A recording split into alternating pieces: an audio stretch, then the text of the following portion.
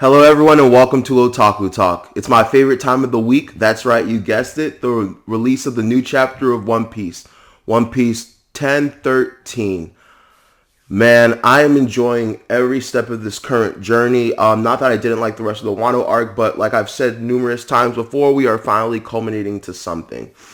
So if this is your first time checking out my channel, viewing my video, etc., please like, share, subscribe. It would mean the world to me. I need as many subscribers as I can, and I'm like 15 away from getting YouTube content creator. So please like, share, subscribe, smash that bell. I really hope you enjoyed this video.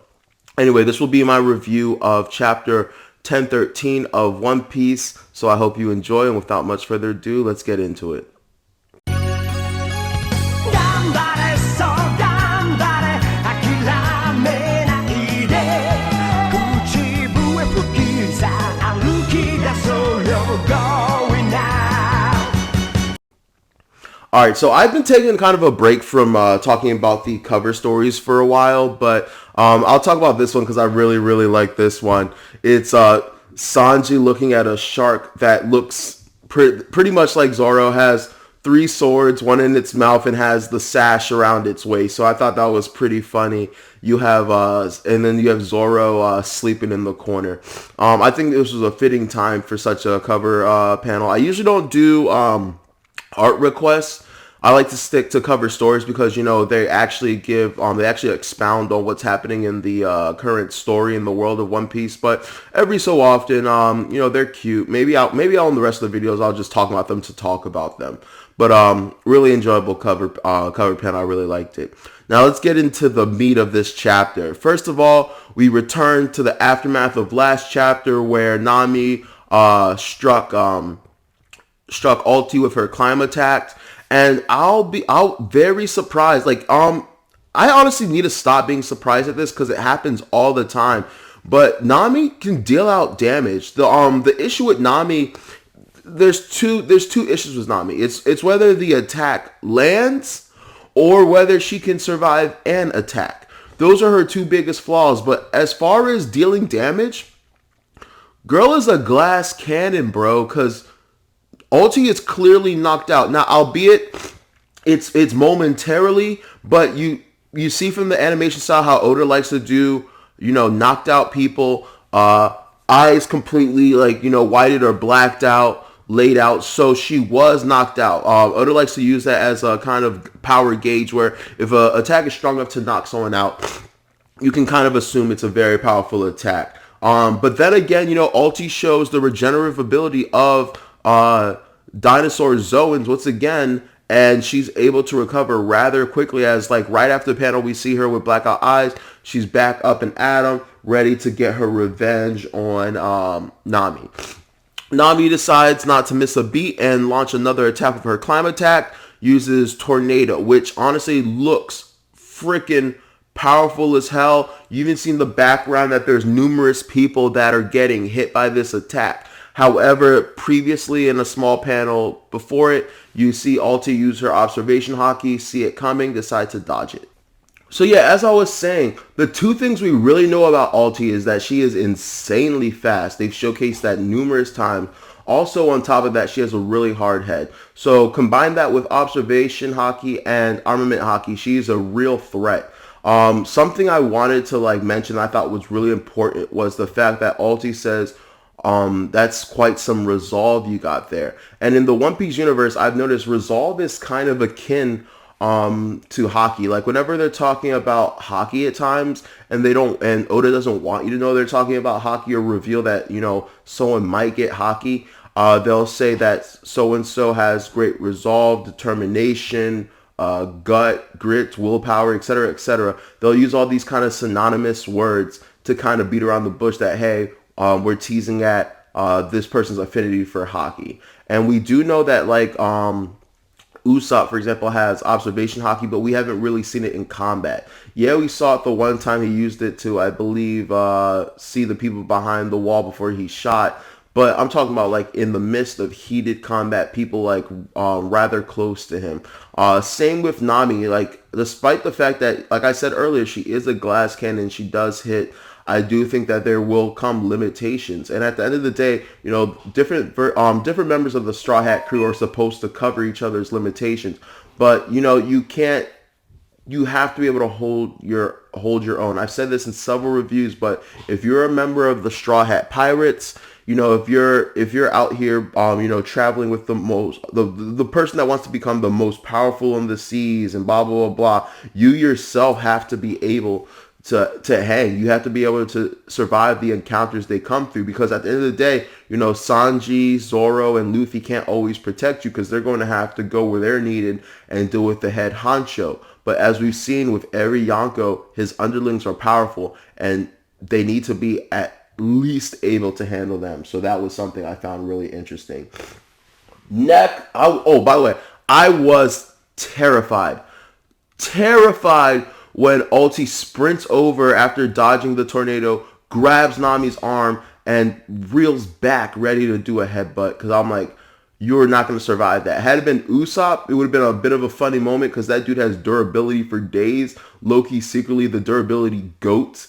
But like, geez, my heart stopped for a split second until the next chapter, next panel, or page.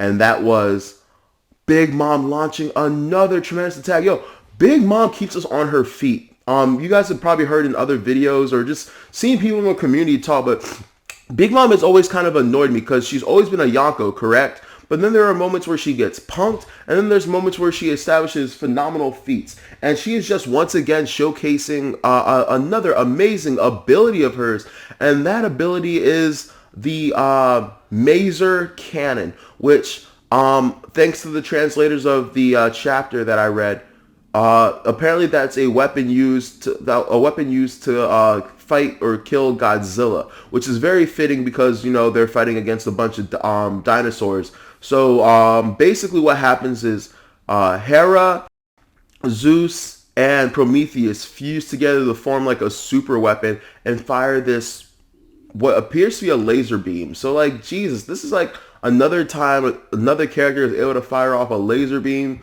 Oda really loves his laser beams. At least Usopp was able to see it. Unfortunately, the likes of Chopper and Luffy didn't get to see the laser beam, and Frankie, they probably would have lost their shit. But what I really want to talk about with this laser beam is the fact that from what it looks like, it completely pierced Ulti. Now, once again, Oda could be doing some shading stuff, some shadow stuff, some trickery. But as of right now, I'm of the impression that Ulti has a giant hole in her freaking stomach. So, is that the end? Is that the resolution of the fight? Is Nami going to get her fight with Ulti? Regardless, I do think whatever happens here will let us know the finite ability, just how well ancient Zoans can regenerate, right? If she's down and out from this, obviously, a hole in your stomach should be a down and out kind of, feat. That lets us know that, hey, you injure these ancient type Zoans grievously enough, they're not getting back up. Or if she is able to, heal from a giant ass hole in her stomach, that does really, what I thought of the regeneration of these ancient Zoans is just above and beyond anything I could have imagined.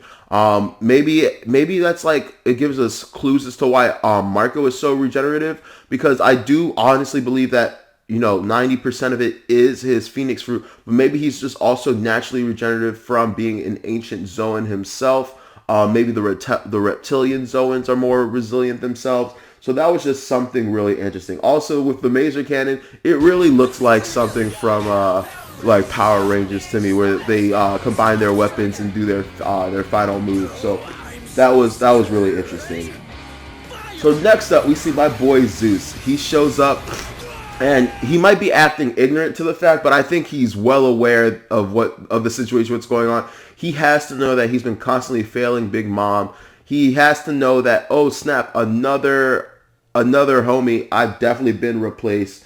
And but yeah, he's pretty much pieces together that he's been replaced. And I was right, by the way. Hera is in fact a cloud. After my run review, I started seeing a lot on the interwebs about how Hera is actually lightning itself. And it made a lot of sense. It made a lot of sense to me that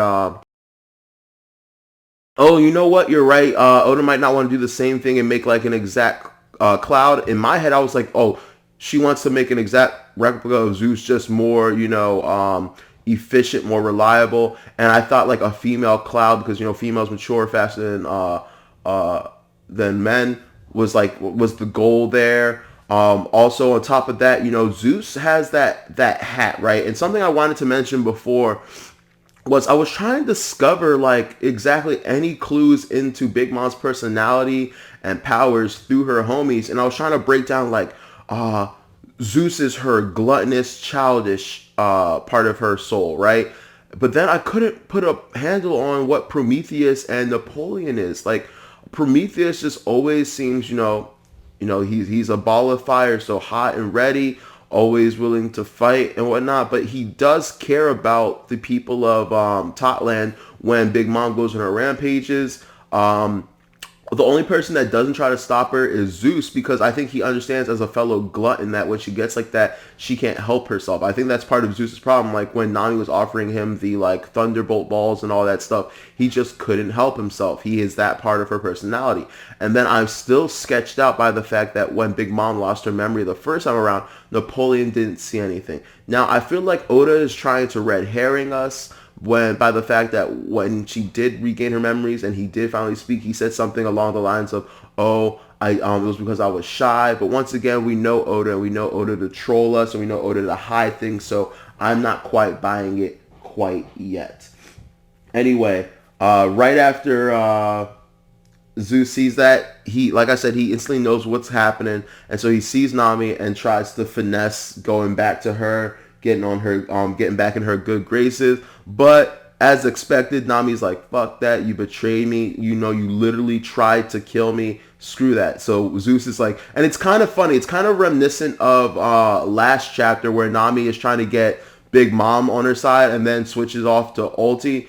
Similar thing, Zeus is like, Nami's like, nope, bruh, you screwed up, like, nah, we are never getting back together. And right after that, he's like, Big Mom, and Big Mom's like, psh, no, you're useless. I've already replaced you. In fact, Hera, go get him. And this part, my heart went out for him because, Zeus went from, like, at least if it was kind of an abandonment thing, it would have been okay, right? Because I personally didn't think she was just going to let him go. Like, what she says is very intellectual and very clear. She's like, why would I let a piece of my soul go running around? That makes sense. Once again, we don't know the exact specifics of the special homie and how they affect and relate to Big Mom. But personally, if it was me, I wouldn't want to just let a part of my soul run around too. I personally thought that Big Mom was going to, reabsorb his soul or maybe eat him, which I was honestly prepared for. I knew it was going to be kind of gruesome, but I was prepared for that. But I don't know, something about her sicking Hera on him,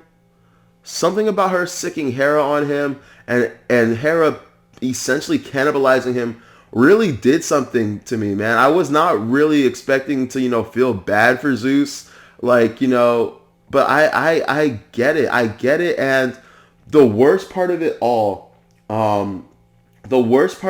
was the fact that,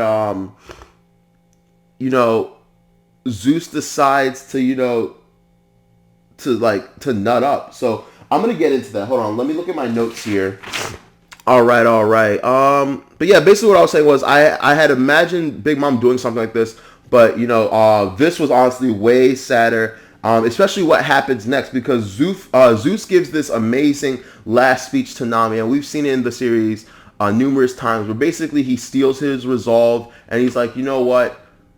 I screwed up, but I don't want to die being hated by everyone. That line, I don't know what it was about that line, but that just, shook me.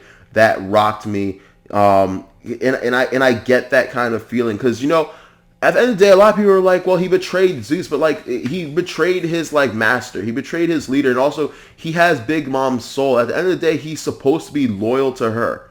But but the last speech he gives Nami is honestly simply riveting. And the fact he gears himself up to mutiny against Big Mom is such a big thing. Because at the end of the day, not only is this a Yonko, but it's also, his creator, his master, someone he shares a soul with, and so it couldn't have been easy.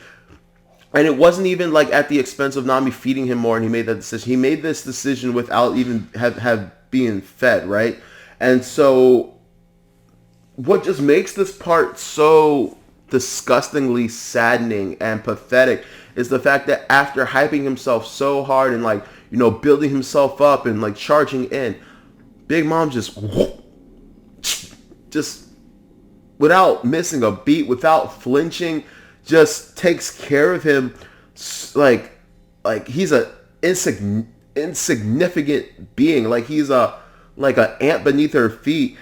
Honestly, it was almost super easy, barely an inconvenience. Anyway, from there, Hera devours him as if Oda was giving a big FU to all the Nami is gonna get Zeus, Nami is gonna get Zeus shippers. Maybe this is his way of giving her even more powerful power up. Maybe it's Hera this time, and Hera will be more willing to listen. But from the sounds of it, Hera seems super loyal. Maybe the newer the homie, the more loyal they are to Big Mom. I have no clue. They all have their own personality, so I'm really trying to piece together like clues. I think it was really cute that Prometheus is trying to like hit on Hera and be like, "You're my new girlfriend." That's funny. I did some deep diving and searching into like Greek lore, and like if you already know, you had Prometheus who stole the fire from the gods, who actually stole it from Zeus. So Prometheus and Zeus actually had beef, right? They have a lot of beef. Actually, Zeus strung up Prometheus to like a wooden stake or something, and he had like, I want to say like a crow or something every single day feast on Prometheus's liver, right? And then every single day, by I guess Zeus's power, the power of the gods, the liver would grow back and the crow would go back and eat his liver and bound him to torture. Zeus decided to make was the first human that a god made.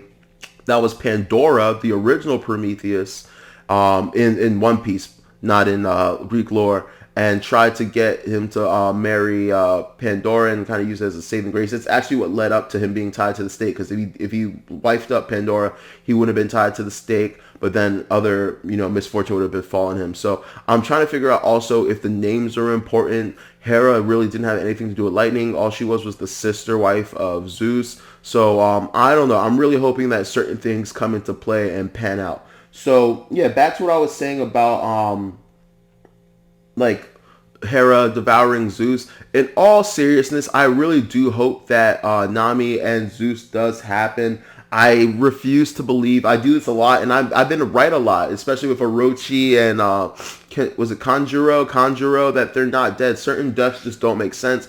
Oda knows what when he kills someone, he really kills someone. He makes it known, and so I'm really hoping that the black orbs that Nami shot out have some ulterior purpose.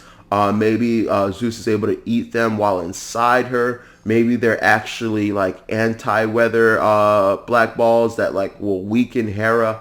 And last but not least, I think the biggest theory is the fact that you see in one of the panels that literally Nami's Climattack is in Hera's mouth. As we've seen before, Zeus is able to live inside of Nami's Climattack. So I wouldn't put it, past, suspension of disbelief. Actually, that's not how you use that phrase. Sorry. I wouldn't put it past, Oda to have had Zeus escape into Nami's Climattack, and then Nami using the balls of electrical energy to kind of trick Hera to thinking her power gain is from Zeus as opposed to the black balls. That's just a theory. I think it's a really good theory. I'm sure other people have the same one, but that's what it appears to be. Also, going into the difference between Hera and Zeus, it just seems like Zeus is like a normal cloud who has the ability to turn into a thundercloud, but like Hera in and of herself is a thundercloud. I may be wrong, but she does seem extremely more powerful than Zeus. So the only way I can figure that is either Big Mom gathered more clouds this time around for the creation of Hera, or she put more of her own soul power into Hera. I am not sure, but yeah, I really hope that's the case, and I really hope that the Nami Zeus power-up dream is still alive. All right, next. Otama then sides with the Straw Hats, much to the chagrin of Big Mom. Big Mom is not happy and quickly mother mode. It's mother mode. Quickly, mother mode is not even a thing anymore. She's like, I hate when people desert me. Do I have to kill you? And so once again, I was talking about this in my other review chapters. All this stuff with the amnesia is really making me start to think that Big Mom is aware of what she does during her hunger pains and and when she loses her memory. I think that when she reverts back to her normal default form, all her memories are there, right? And so I think part of her knows that like this is how she loses herself. I think Big Mom is a look into mental illness and PTSD and trauma. Every arc and everything that happens in One Piece has real world basis and real world applications, and it just really seems like Big Mom is a big child. I think like her name is ironic because yes, she tries to be a mom, but at the end of the day, she was a child. She never really got raised properly. Her original parents abandoned her. The person that you could call her guardian or adoptive mother was secretly using her, and then on top of that, at a young age, she devoured all her friends, aka her family. And I think everything she's been doing has just been for two reasons. One, to satiate her insane hunger pains that she just simply does not seem to be able to control. And to two, fill the hole that she left in her heart by murdering like everyone that she ever cared for. And I truly don't think she thinks people desert her. I think she knows what she does, but she's trying to like kind of, hide herself from it, kind of not trying to acknowledge it, trying to not deal with it. So she's about to kill Otama, Nami, Usopp all in one swing. Like I said, she's having a tantrum. She's behaving like a big child. She didn't get her way. Her friend doesn't want to play with her. So fuck that. I'm going to kill you then. Completely erasing the fact that she likes Otama and she's grateful to Otama for the food that, she was going to receive. Just completely out the window. But then unexpected hero shows up, my boy Kid. You see a big metal hand grab Napoleon, and then from there you see it grab her face and plant her into the wall, which once again, people are going to be like, oh my god, Kid's doing this to a Yonko. Oh my god, once again, a Yonko being punked. But you have to understand, Big Mom has incredible observation and armament hockey. We saw it on the rooftop when she was calm fighting. However, what is she right now? She's in a rage. She's upset. She feels betrayed. She's disappointed. She's embarrassed because of Otama. So what? She is not able to properly utilize her observation hockey. That's something we learned very early on, that, if you're not 100% under control of your emotions, if you let yourself go, you're unable to use it, and that just fits the narrative of what happened here. So if anyone's upset about how Kid was able to sneak up on her, how Kid was able to do any of this, she was in an emotionally unstable part, and I think that's going to be the key to defeating her. She is not in control of her emotions, and I want to learn more. I really want to learn more. Speaking of, but yeah, man, Kid just shows up and he pulls a Luffy and declares that this is a one-on-one. So I really like that part. And I'll be real with you, I'm really pulling for Kid. I'm pulling for Kid. Just like Sanji, I really need Kid to have some feats. Oda has really been kind of dropping the ball on this. Now, I can't say he's dropping the ball because Oda is the kind of person that doesn't really drop the ball. He's just like, patience. Be patient. Be patient, young one. Be patient. Be patient. And I kind of think that's what's happening here with Kid. I think Oda is really going to give him his moment to shine. I think that, he's going to have a Vegeta moment where he's just sick and tired of being useless, sick and tired of not being able to, hang with his rival. Which, by the way, the whole rivalry thing with Luffy, honestly, just at this point seems like headcanon. I forget where it started or where Oda said it, but, we've always had this feeling. I think it's just because of the personalities. We've always felt like, when it comes to Kid and Blackbeard, they're like separate parts of like a whole of what, the personality of Luffy and like what it means to be free, and they're just different character types of Luffy. But just show it, like, but we don't see much. We haven't seen anything from him, and I've been super disappointed because we've seen people do the most amazing, phenomenal, crazy things with simpler devil fruits, and he has one that's magnetism. I don't care what anyone says. So many people are like, we don't know if it's magnetism. It could be. It's magnetism. It's magnetism. It's clearly magnetism, and he should be able to do a lot more than just sling some metal together and hit you with it. That's lame. That's whack, and most people can do that with their own powers. Like, find a way to do that. So I really hope during this fight he both unlocks advanced applications of his devil fruit, because come on, dude, just turn into Magneto. If you really want to rival Luffy, start being smarter with your powers. Luffy has done incredible things with rubber. Now, some are more believable than others, but at the end of the day, you know, that's the series. He's doing these things, but I need more from you, kid. I need so much more. I need you to do more with your magnetism, more than just, you know, slanging,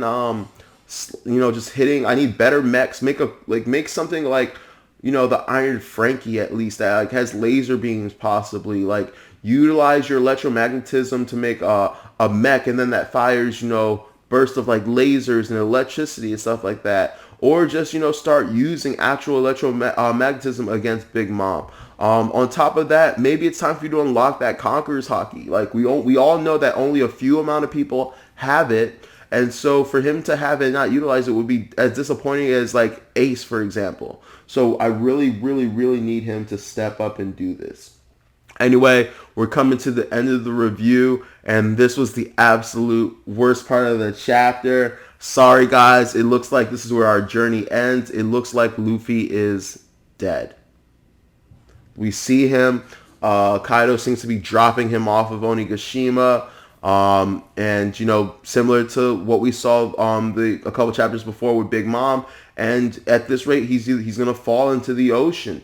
And but seriously, I called this every review I've done for the last, I think, like 2-3 for the last 2 chapters at least, where I said that Luffy's going to have a good run, but he's going to get fucked up. It happens every boss fight. Also, the fact that he just got Conqueror's Haki. There's no way that someone who just got, well, he didn't just get Conqueror's Haki, but the ability to fight and use and project Conqueror's Haki, he's still kind of mastering. He thought he figured it out, but not quite yet. Also, we don't know how much stamina, how much, you know, energy it takes to use all this stuff. So I knew this was going to happen. I was kind of hoping we would see it. It happened kind of off screen, but Luffy got jacked up, and Kaido says it best. He was like, you got a new weapon to your arsenal, and kind of got cocky. And I feel like that's how the fans felt. Like, they thought, oh snap, Luffy really can 1v1 Kaido, which I really still hope will happen.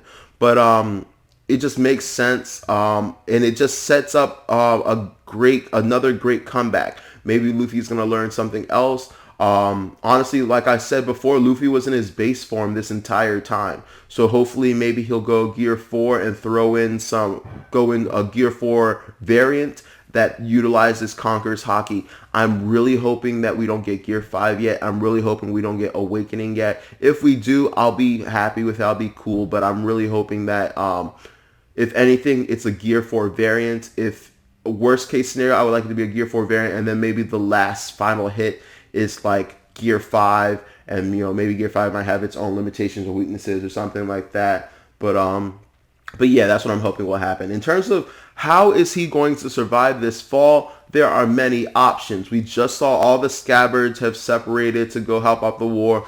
Any one of them could help. Marco could, you know, when Sanji and Zoro show up, maybe Marco could go to the roof and try to help out Kaido, but for some reason it seems like he's trying to stay out of it. I think he wants the new generation to be responsible for handling Kaido, but he's going to help him out with the fodder. Honestly, I really thought that because Marco, Chopper, and the other goat, what's his name, Miyagi, are at the live stage, basically what's going to happen is Sanji's going to show up there. He's going to get either Marco, Chopper, or one of them at least. Preferably Marco, because it seems like Marco can like magically heal people. But Chopper obviously is going to want to help because Zoro's a crewmate. But basically, Sanji would leave them with any of these capable doctors, and they would join in the fight. I'm assuming it'll be, King and Queen. So maybe Marco against King because they both fly, and then Sanji against Queen, kind of want Chopper to do Queen because he's a doctor, and Chopper has kind of some animosity towards what he's been doing. So that should be really interesting. So if that doesn't go right, maybe Marco could show up. I have a theory about Zoe possibly showing up, because honestly, if you think about it, most of the Minks are on Wano, and like nobody really is on Zoe. So Zoe is kind of defenseless right now because all the strongest people are here. So might as well just show up here. The safest place, honestly, would be amongst all these really strong individuals. I had a small theory that if it isn't Momonosuke who holds up Onigashima from falling on the Flower Capital, then perhaps Zoe shows up. Zoe already supports a whole civilization, so maybe it goes on Zoe. On top of that, maybe my last theory is that how maybe Luffy will wake up and maybe somehow get to land, and how in the Fishman Island arc, how Noah the ark was the size of an island. Well, now he has an actual island. On top of having an actual island, he now knows, advanced armament. He now knows Conquers. So maybe this time he can destroy an actual island, and maybe we'll start getting some tales, some legends, some lore about how Luffy, the future Pirate King, or the current Pirate King, when he becomes it, once destroyed the whole island with his bare fist. So, yeah, there's a lot going on. There's a lot of theories floating about. I think this is a good moment. I think this part with Luffy getting knocked out is good for the story. Oh, I forgot to even mention Yamato, by the way, directly said she's trying to get to the roof. So maybe Yamato will show up. Maybe she'll stalemate Kaido for a bit. Maybe we'll see her transformation for a bit. Maybe her transformation can actually fly. I still think it's the White Tiger because of what I said in my last review. But I do think this is a good opportunity for us to focus on the other Straw Hat fights, possibly get some flashbacks. Something curious that Kaido said was he got overzealous. He should have taken his head. People need to actually see for their faith to be tested, and so this is either, it just seems kind of personal. Either this was said to him, maybe it's a throwback to Nox. Did I say Nox? Rocks. It could be anything, but it was bolded. It was said. So obviously Luffy's gonna be okay. Obviously Luffy's gonna be okay, but how okay is the question. Who's gonna save him is the question. Is Yamato gonna get there and tag team is the question. So a lot of questions for us. I plan on possibly doing a follow-up chapter review once I get all my ideas, organized stuff. But phenomenal chapters. So much happened. So disappointed that next week is another break. I heard someone say, why does Oda take so many breaks? Honestly, it does suck, but we can't be selfish. He's giving us quality chapters, and all we have to do is wait every blue moon. So maybe it's just a good time for us to, work on other content, think about other things. Just take the One Piece breaks as opportunities to delve deeper into the lore and stuff before we're presented with new information to break down some new things. But all in all, phenomenal chapter. Very excited of all the intricate working pieces happening. And yeah, I just cannot wait for 2 weeks from now to figure out what happens next, who saves Luffy, what fight goes where, what happens with Big Mom, what else she has in store for us, what happened to Zeus, did Nami save him? I still want to get back to the Robin and Brooke fight. I still want to get back to the Frankie fight. I still want to get back to the Jinbei fight. So much I want to get back to. So anyway, thank you for watching. This has been Otaku Talk. I'm your host, OD. Please like, share, subscribe. Hit that bell for a brother. I appreciate it. Just hit it up. Check me out for a couple more weeks.